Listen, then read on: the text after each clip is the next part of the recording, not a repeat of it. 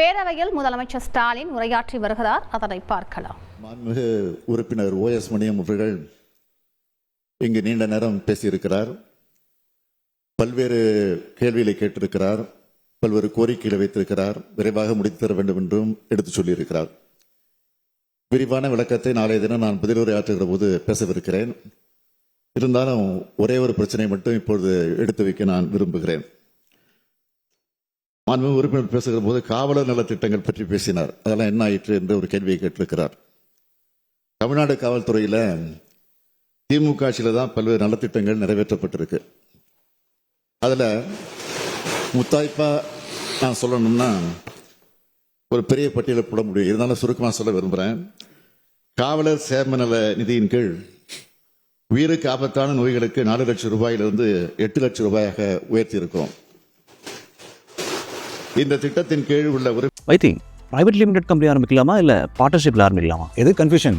ஒரு எக்ஸ்பர்ட் கிட்ட பேசிரோம். எப்படி பாஸ் வாலா பி தி பாஸ்.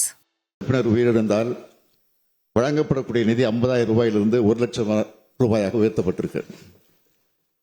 10ஆம் வகுப்பு தேர்வில் முதல் 10 ரேங்கில் வர காவலருடைய பிள்ளைகளுக்கு வழங்கப்படும் கல்வி பரிசு தொகை உயர்த்தப்பட்டிருக்கு. குறிப்பாக முதல் ரேங்கிற்கு வழங்கப்பட்ட 6,500 ரூபாய் என்பது 13,000 ரூபாயாக உயர்த்தப்பட்டிருக்கு. 2ஆம் ரேங்கிற்கு 4,500 ரூபாய், அது 9,000 உயர்த்தப்பட்டிருக்கு. 3ஆம் ரேங்கிற்கு வழங்கப்பட்ட 2,500 ரூபாய் 5,000 ரூபாயாக உயர்த்தப்பட்டிருக்கு. 4 முதல் 10 ரேங்க் வரை இருக்கக்கூடியவங்களுக்கு 2,000 4,000 ரூபாயாக உயர்த்தப்பட்டிருக்கு.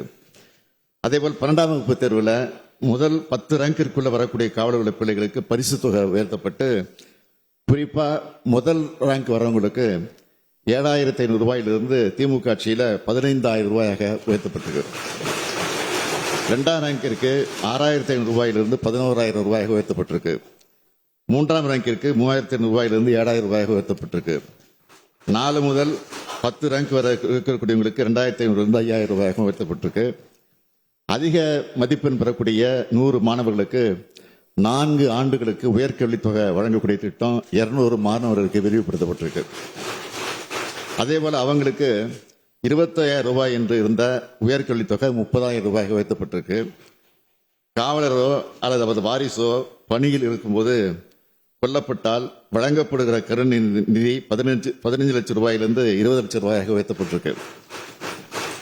போலீஸ் இன்சூரன்ஸ் திட்டப்படி பணியில் இருக்கக்கூடிய காவலர் உயிரிழந்தா வழங்கப்படுகிற 2 லட்சம் ரூபாய் உதவித்தொகை 4 லட்சம் ரூபாயாக உயர்த்தப்பட்டிருக்கு. மருத்துவ பரிசோதனை திட்டம் காவலருடைய மனைவிக்கும் பெண் போலீசாருக்கும் விரிவுபடுத்தப்பட்டது. போலீஸ் உணவு சலுகைகள் ஊர்காவல் படையினருக்கும் விரிவுபடுத்தப்பட்டிருக்கு. காவலர் முதல் ஆய்வாளர் வரை 2,249 பேருக்கு சிறை தண்டனைகள் ரத்து செய்யப்பட்டிருக்கு. கருணை அடிப்படையில் 2,592 பேருக்கு வேலை வழங்கப்பட்டிருக்கு. காவலர் முதல் ஆய்வாளர் வர இடர்படி ரிஸ்க் அலவன்ஸ் 800 ரூபாயிலிருந்து 1,000 ரூபாயாக உயர்த்தப்பட்டிருக்கு. டிஎஸ்பி மற்றும் கூடுதல் டிஎஸ்பிகளுக்கு 900 ரூபாயிலிருந்து 1,000 ரூபாயாக உயர்த்தப்பட்டிருக்கு. தலைமை காவலர் வர இருக்கிறவங்களுக்கு வாரத்தில் ஒரு நாள் விடுமுறை விடப்பட்டிருக்கு. காவல் உதவி ஆய்வாளர், சிறப்பு காவல் உதவி ஆய்வாளருக்கு 15 நாட்களுக்கு ஒரு நாள் லீவு வழங்கப்பட்டிருக்கு. தமிழ்நாடு சிறப்பு போலீஸ் பட்டாலியன் பணிபுரியக்கூடிய அனைத்து காவலர்களுக்கும் வீக்லி ஆஃப் விரிவுபடுத்தப்பட்டிருக்கு.